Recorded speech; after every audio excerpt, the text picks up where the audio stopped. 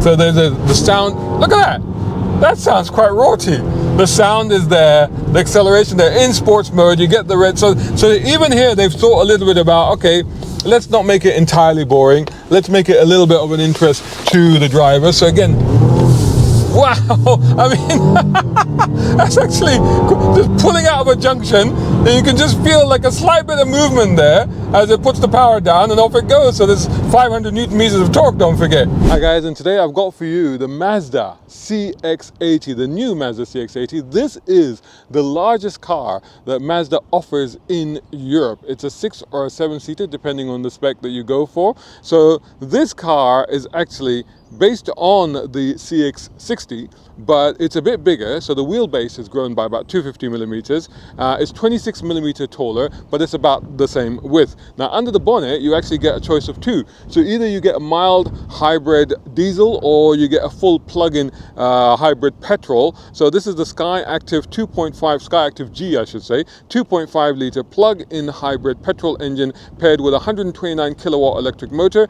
It delivers about 327 brake horsepower and 500 Newton meters of torque, which is a lot actually, and that is good enough to get it from 0 to 62 miles per hour in 6.8 seconds. That's actually really quick, to a top speed of 121 miles per hour. Combined fuel consumption is about 35 miles per gallon, and the CO2 emissions are quite low as well. It's 36 grams per kilometer, and also it's got an equivalent of a 38 mile EV only range. Now the diesel one is a 6-cylinder 3.3, that's 254 horsepower, 550 Newton meters of torque, so a little bit more torque on that one. Both engines get the 8-speed automatic gearbox, and they all come with iActive all-wheel drive as standard. Now you get this in 5 trim levels. This is the 3rd level up. So you get the exclusive line, the Hamura Plus, which is this one. This one, by the way, is in the new color that's available from Mazda. This is the copper melt, they're calling it. I'm calling it brown for the brown car guy.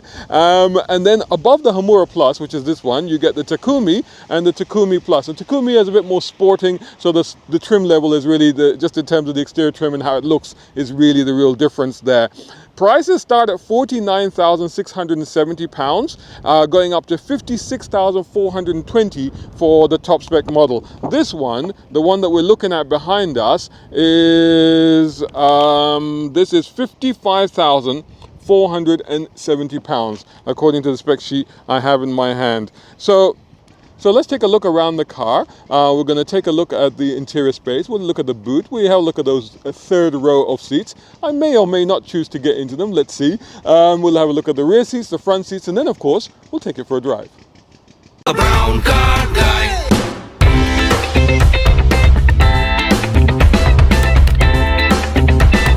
Brown car guy.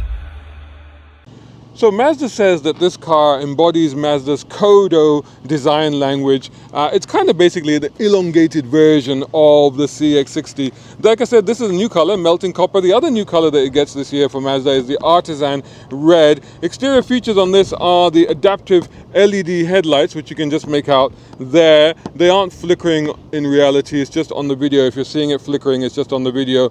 And then when you move out to the side, you can see those massive 20-inch wheels there, the alloy wheels. They're quite substantial, but it's a big car, but still, I don't know if you need 20-inch wheels. And then you have the scallop on the side, the sort of scoop that then sort of comes up into this huge rear, and then of course the luggage compartment. We should check it out now. It does have hands-free opening, but I haven't got the key with me, it's in the car, so we'll just use the button that's under here. But it is of course powered, so there you go, it goes up, and then immediately you of course notice that the rear seats are up in this car, and there's a little sneak peek for you to show you the rear seats from this angle. But that's what they look like back here. What else have you got? You got a power supply, proper one here, a plug, an actual 3-pointed plug. Even then you've got a normal power supply. You've got a hook on this side. There's vents back here, it looks like. Under here you've got a floor. Under the floor you've got a compartment, and then in the compartment you've got bits and pieces, so the charging cables for the plug-in, plus the tonneau cover is there and all the rest of it. you have another power supply here, so you've actually got two of these. So if you're going on a picnic or something like that, you've got that, and then you've got this as well. I guess that's to give you additional power, whatever the sort of voltage that you need. There's a light back there. These are, I'm guessing these are, if you pull this, I'm guessing that will then drop, and then you can see the rear space, and you can see from here that the rear passengers also get USB-Cs on both sides and cup holders on both sides. Legroom is a little bit tight. Let's see how that is. Right, so here we are inside the car. Well, we haven't got inside yet. Now, you'll notice that I've just slid that seat forward there, that one, and that one is still down from when we put it down when we were looking at the boot. The reason I've done that is I'm going to do it. I'm going to try and get into the third row. So let's do that. So I'll pull this from here. Then that actually slides forward a bit to give you a little bit more room. Boy, that looks tight. I'll tell you what, 6 foot, just about 6'2", long legs. This is not going to be easy or graceful, but let's see if it's doable. Wow. Okay, so I'm in. I am in. So let's have a look what it's like back here. It's a little bit cozy. So like I said, you got all the cup holders and all of this USBs and all of that. Now let's see if I put this back. If I can slide it back a bit, put it back. Actually, you know what? Now I don't know how that is. It's a bit tight, I think, for the passenger in that seat.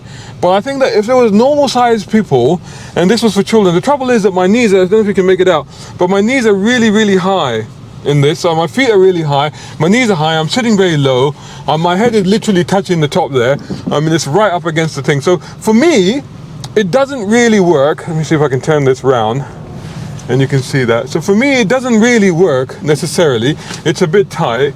Both for my knees, which are too high, although there's surprising that there is enough room here, and I can just about move my feet as well, but nonetheless, it's not really the most comfortable thing for me. But having said that, I think that for children and for normal sized adults sitting in the front with children in the behind, I think it'll be very, very spacious, and then you still got a decent amount of luggage space behind you. Right, now let's get into the middle row and see what that's like. And I will just reset this before I do that. Right, I'm going to put the headrest back so that then I'll know what they're like for driving. And let's see if I can do that from here. Okay, so if I can, the thing is, like, if I do that, it locks it, doesn't it? So if I do that and pull it back, there you go. Right, now how do I get out? I'll put that there. There you go. And then I'll move that, slide that forward, and as you can see, there's enough. Oh, let me turn that round. And as you can see, there's enough room to get out. I made a bit of a mess of the carpet here, and I should be able to, not very gracefully, but pull myself out of the car. Whew, there you go. Like I said, not very gracefully, but managed it. Okay, let's reset this and then I'll get in the front. Right, so I've reset everything in here. So now time to get into here, and I'll try to get rid of some of those gravel, pebbles, whatever they are. Now let me close that. Whew, got it running because it's a really cold day today and the heating's really nice, so it's nice to get in here. As you can see, the temperature is set to a very nice 26.5, and there are temperature controls back here, plus heated seats. Heated seats for the rear passengers, great. Well, for the middle row, and USB-Cs and their own vents, and you've got pretty much a full suite of controls back here. Now this takes a little bit of fiddling with, so I actually did move this back. So this is a bit too upright now, and as you can see, this one, if you can make that out, I moved back a little bit. So now this one again, if I just pull this lever here, I can move that back, recline it a little bit. Now that's in line, and then here you do have an armrest as well with a couple of cup holders in that. Nice bit of trim on here. I think the Takumi has lighter trim, but this one's all right. Leather and sort of leather style thing there. Pockets in the back. Now, and also we got blinds. So you got blinds as well in there, which on a day like this, when it's kind of cold, it's wet, and yet suddenly the sun comes in, could be annoying. But then check this out. I mean, we've got this full roof as well. Look, it's pretty much nearly a panoramic roof on here. So it goes. So there's a dividing bit there. But there's a front bit, and I guess that there's a screen here, so the screen will come across and cover that if you want. Then there's like a headline, sort of an airline sort of thing, you know, like when you get in an airplane, console up there with tells you like seat belts and warnings and all the rest of it. This driver's seat I just set for me, so this is set for my position. Like I said, 6'2" nearly with long legs, and as you can see, not a problem now that I've moved the seat back. But of course this seat is adjustable. There is a lever under here, so you can slide that back and forth. So I could actually slide that further back, and then I've got actually loads of room. So if there's no passenger in the back that I don't have to worry about, this is very spacious. Loads of room here, loads of room for my feet, loads, tons, and then plenty of room down there as well. Very comfortable, very spacious, exactly what you'd expect from a large SUV. What's it like in the front? Let's find out.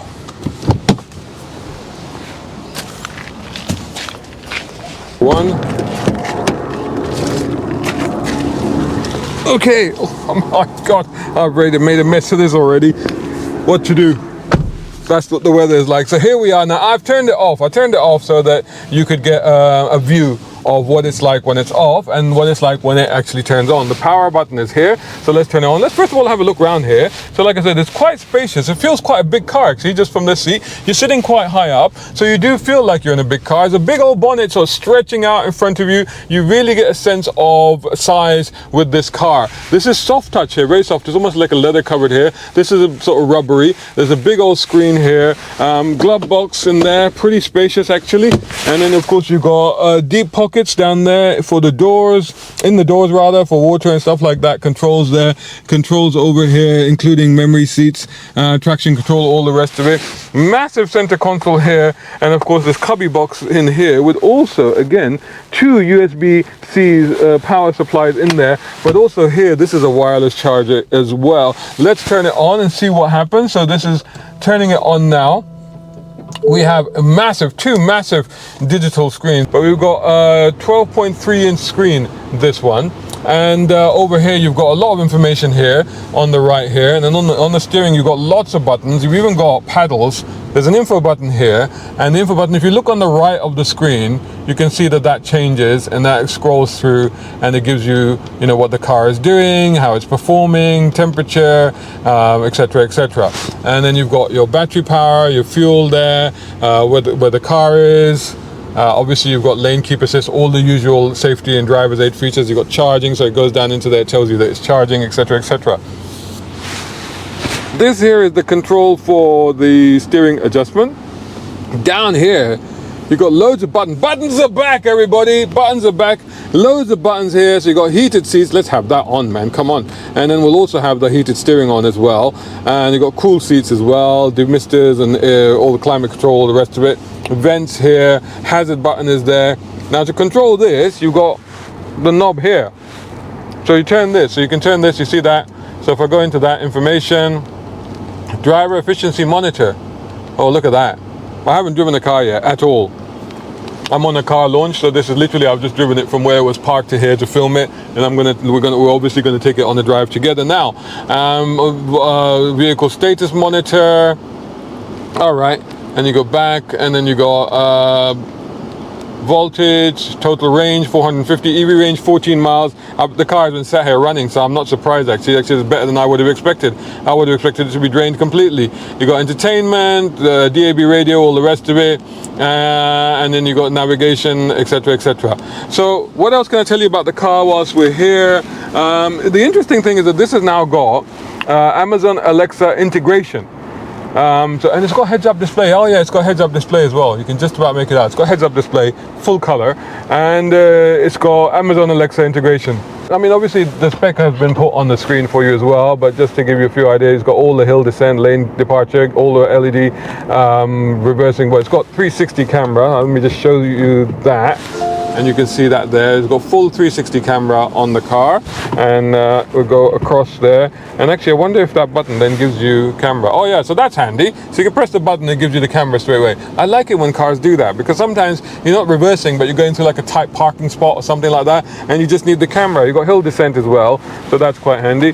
So it's got tons of features. I'll put those all on the screen. One more thing I forgot to mention actually before we set off, it's got a My Drive button here. So this is quite handy. So if you toggle through that, and you've got all the modes. So you've got sports, normal, sports, whoa, look at that, wheels on fire, normal, whoa, and then you got EV, oh look at that, I like the graphics here, and then you got off-road. But yeah, I love what it does in there. Look at that. Let's put it into normal for now. You know what? Let's take it for a drive. Hope you're enjoying this video. If you are, make sure you hit that like button, comment, share, tell the world. Okay, so let's put that into drive. That actually is touchscreen. So you've got the knob and you've got a touchscreen. Why have you got both? Anyway, I suppose two is better than just the one, isn't it? Okay, so let's go. We've got a route that they have suggested for us. So we'll get out of this beautiful place called, I think it's called Amber Lakes. Lovely, lovely place here. We'll get out of here and then we'll pick this up on the road and see how we get on in the new Mazda CX-80. Right, so here we go. We are out onto the roads. Now, one of the things I have done, I don't know if you can make out in that camera there, is that I did stop and I put the third row headrest down. Now, you could still have driven with them on. I could have driven them with them still up, but they did seem to be obstructing a fair amount of the view at the back there. So, because you still got the two in the middle row as well, so they're kind of just obstructing the very edges of the rear window, and then those ones were sort of taking up a little bit more of the view. So I put them down so that I've just got a clear view behind me. Remember, this is a big car. You want to have all-round visibility in it, and you want to be careful what you're doing with it, especially when you're on little roads like this.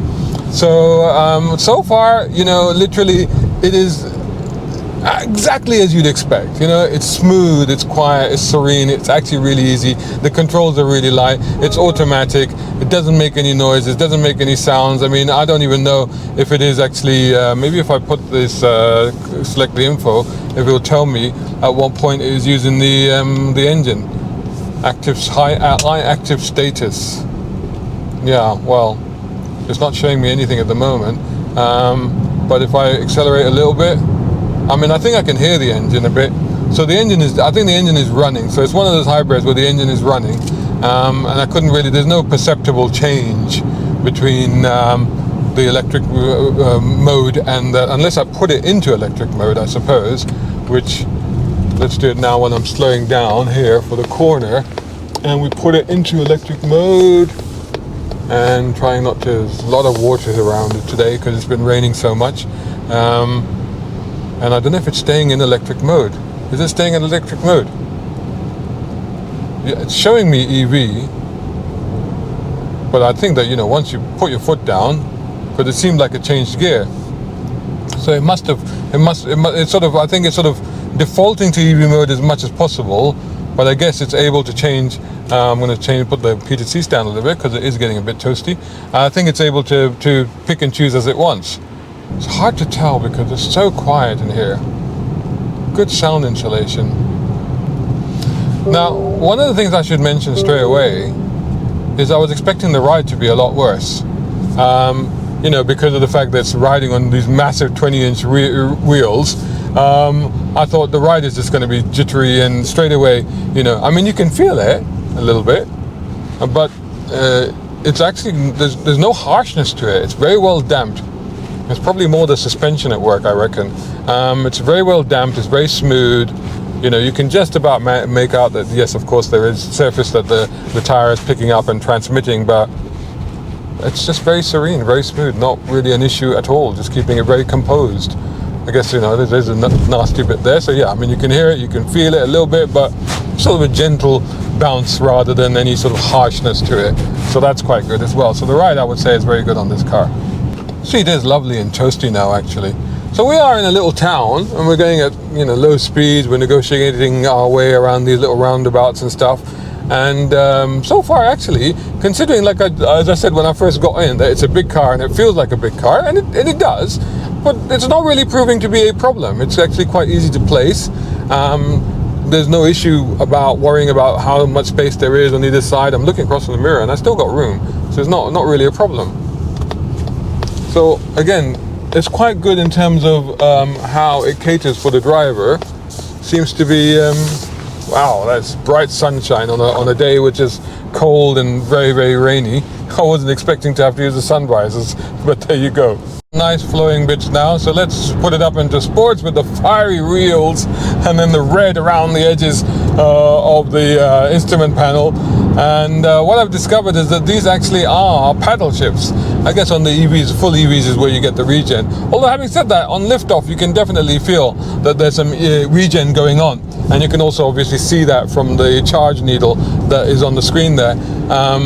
But less so now that we're in sports mode. I'm feeling like, no, actually, yeah, there is a bit of regen. Yeah, definitely. It does. You feel like it does slow down and get a bit of regen. So acceleration, wow. And then yeah, you can definitely hear the engine. It sounds pretty good as well, actually. So out here on this road, picking up a little bit of speed, and actually it is a floaty thing. I mean, definitely, even in sports mode, the suspension is clearly set up for comfort, and it's still very comfortable. The ride is still very comfortable, but I guess it's more about the delivery of the performance. So actually, let's just try that. So if we're still in sports mode, I go into normal. It's gone slightly changing the throttle response. Yeah, it just seems to be a bit more eager on the throttle. So that's really what it does. So really it's just the red lights and the eagerness of the performance, I guess. Performance, like I said, not an issue. Not despite the fact that I was quite surprised to see that it's 6.8 seconds, which is pretty quick for something this size. But slowing it right down here a little bit and then punching it. A little hesitant there to kick down, eventually kicks down and gets going. It's not like, pulverizing performance or anything like that. It's not something that will take you by surprise or shock or awe or anything like that, but the performance is there when you need it. It's that sort of performance. So in that sense, it's pretty good. It'd be interesting to do it from slower speed to see what a stop-start will feel like. So just turning it into this corner, and again, it's a wet day, but no problem with grip. Again, it's four-wheel drive. Yeah, put the power down early, not really an issue. And yeah, it seems to accelerate, not a problem. Seems to hold the road, good grip. No, of course, feel from the steering. The steering is light, reasonably weighted. It's still quite light. I don't know if it's actually changed in sports mode. I can't really tell. Oh yeah, definitely. I think it does feel like it weights up. Yeah, it does feel like it weights up in sports mode compared to normal mode. Another thing I find quite interesting is like the engine note. I'm in normal mode now. Took a while for the gearbox to kick down and for it to accelerate, and then there was some little bit of engine noise. You go into sports mode, quicker, and then there's a deeper engine noise. There's definitely more of a throatier engine noise. They definitely sort of turn up the sense of there being an engine when you put it into sports mode. Wow. And now the acceleration, I mean, again, in sports mode, now that we're on this empty road and we're able to really sort of, there's nobody behind me, so if I come to a complete halt, it's in sports mode now. So it's in full sports mode. Wow. Wow, there's a lot going on there. There's sort of a grunt that happens there. There's a sort of, almost like a supercharger whine that's happening as the gears are changing. I wonder if actually with the gear shift, go into manual first. It feels like you're getting wheel spin as well, actually. It does feel like it, but it's very, very damp, so you can't really be sure. But nice changes, not brutal changes, not like banging in changes, but and if you just actually pull and hold the right paddle, you can actually then go back into, my phone has actually moved out of the spot because of the acceleration, so that indicates obviously decent acceleration. Yeah, you definitely get an element of wheel spin to it, which is interesting for an all-wheel drive, but it seems to keep hold of the road very well. It keeps the grip, keeps pretty well planted. But again, on these little roads now with puddles, but lots of room. Wow, okay. So, this is the thing about Mazda, isn't it? That even in something like this, which frankly I wasn't really expecting much of, because I was expecting this is just a big lumbering family SUV, but actually there's a hint of driver enjoyment in it. Let me get rid of that now. They've actually put that into it. So there's the sound, look at that! That sounds quite raughty. The sound is there, the acceleration there. In sports mode, you get the red. So even here, they've thought a little bit about, okay, let's not make it entirely boring. Let's make it a little bit of an interest to the driver. So again, Wow, I mean, that's actually just pulling out of a junction, and you can just feel like a slight bit of movement there as it puts the power down and off it goes. So there's 500 Newton meters of torque, don't forget. We're on some really nice roads now, fast flowing, a little bit bumpy, a little bit tight, but actually, again, it's one of those things where this car, there's something about Mazdas, you know, you shouldn't be able to enjoy this. This is, like I said, you know, this is the big thing. This is a family wagon. And yeah, here I am, chucking it around on these roads and going, oh yeah, that's all right. It's a bit of fun. But honestly, it's very well composed, despite the fact that we're on these small roads that are very bumpy. As you can probably see, they're not the smoothest things.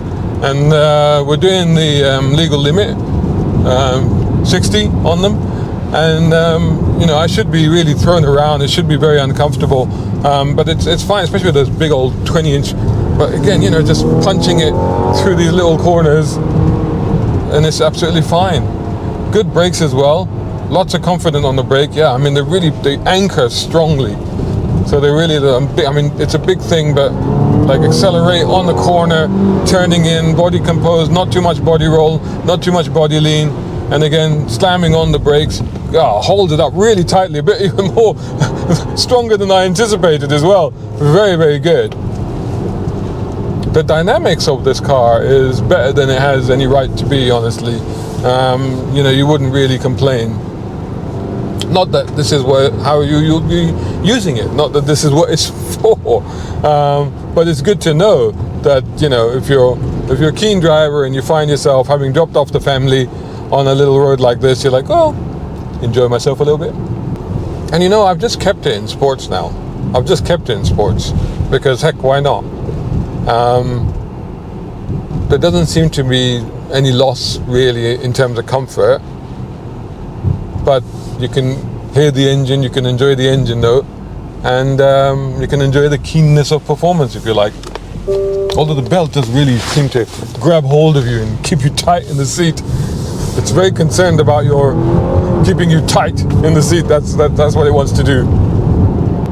So there you go. I mean, what can I say? But Mazda seems to know what they're doing yet again.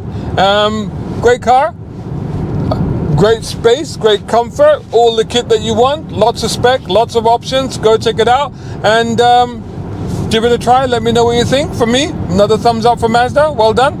And I'll catch you all, and let me know what you thought of the car. Let me know what you thought of the review, and I'll catch you all in the next review. Don't forget to like, share, subscribe, and all the rest of it. Cool. See you guys later. Hi guys, I've been writing. This is my first book, a novel, an all-out action thriller, and this one is a collection of 13 stories I've written over the course of 2 decades. The Euless Files and The Quantum Races by BC Guy are out now on Amazon.com.